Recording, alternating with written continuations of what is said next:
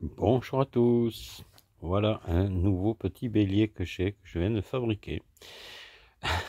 J'avais dit que je ferais plus de bélier, mais bon, moi j'ai été tenté parce que j'avais cette cloche, qui est une cloche en bronze très épaisse, elle est lourde.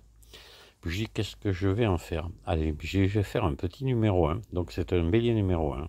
Voilà, avec une entrée en 15-21. Hein. Et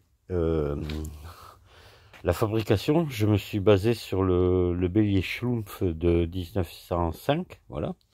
Donc c'est exactement la même chose, c'est que ce sont des béliers quasiment inusables.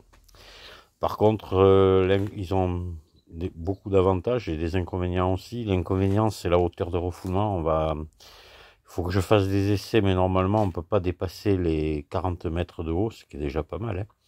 Parce qu'après, il se transforme carrément en pompe à air et il s'arrête. Donc pareil, pour l'air, pas de reniflard, rien. C'est le clapet de choc ici qui absorbe de l'air et qui l'envoie ici dans la cloche. Donc ça, j'en ai déjà parlé sur les vidéos précédentes, lorsque j'ai fait la vidéo sur le bélier Schlumpf de 1905. Donc j'avais déjà expliqué comment ça fonctionnait et la petite subtilité qu'ils avaient trouvée à l'époque pour faire entrer l'air dans la cloche. Voilà. Donc l'avantage de ce truc-là, c'est que la maintenance ne coûte rien parce que c'est juste des lamelles en caoutchouc, il n'y a pas de bronze, rien là, il n'y a pas de clapet en bronze. L'inconvénient, c'est que voilà, un clapet bronze, c'est pour plusieurs années. Là, ça va être remplacé plus souvent. J'ignore la cadence, mais enfin voilà. Ça, il faudra remplacer souvent, mais ça coûte rien et c'est n'importe. Il n'y a pas besoin d'outils pour réparer, quoi. Avec une paire de ciseaux à n'importe pièce, on fabrique les joints et puis on les remonte. Et il n'y a que ça qui s'use, il n'y a pas d'usure ailleurs, quoi. Donc ça, c'est quand même très intéressant. C'est un gros avantage de ces petits béliers. Pas se soucier aussi du renouvellement d'air, ça aussi c'est énorme. Donc moi, c'est un petit appareil qui me plaît bien. Donc voilà pourquoi j'en ai fait un. C'était pas du tout prévu au programme.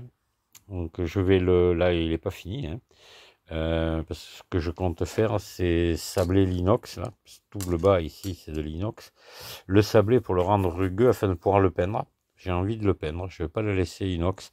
Et la cloche, je sais pas si je la nettoie et la laisse nature avec un vernis métal dessus pour qu'elle soit brillante, couleur bronze, ou si je la peins aussi, je verrai. J'ai encore, je sais pas décidé. Mais j'ai pas l'inox, j'ai pas envie de le laisser. Voilà. J'ai envie de. Bon, ça pourrait, hein, parce il est chouette, mais je sais pas si peint, ça serait pas mal aussi. Voilà, donc il y a sortie ici ou là. J'en ai fait deux de chaque côté. Une qui pourra faire la sortie, l'autre la vidange. Le cas échéant, si on veut vidanger. Voilà, et le petit clapet, vous voyez, qui se règle ici. Hein. La course, voilà. On règle la course ici. Là, je vais mettre un contre-écrou ici de blocage. Voilà, je pense que demain soir, je vais pouvoir l'essayer. De toute façon, je vous referai une vidéo lors des essais.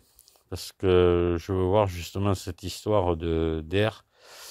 Moi, j'en avais déjà fabriqué comme ça et arrivé à 4 barres de pression dans la cloche, donc 40 mètres de haut, et il arrêtait de fonctionner.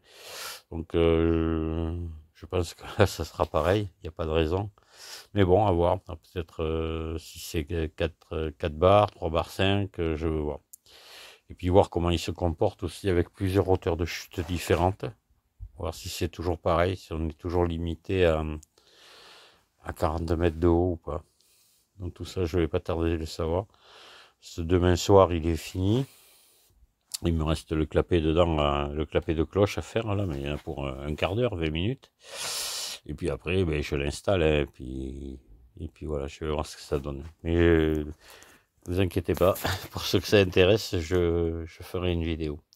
Voilà, merci de m'avoir écouté, puis à très bientôt. Au revoir.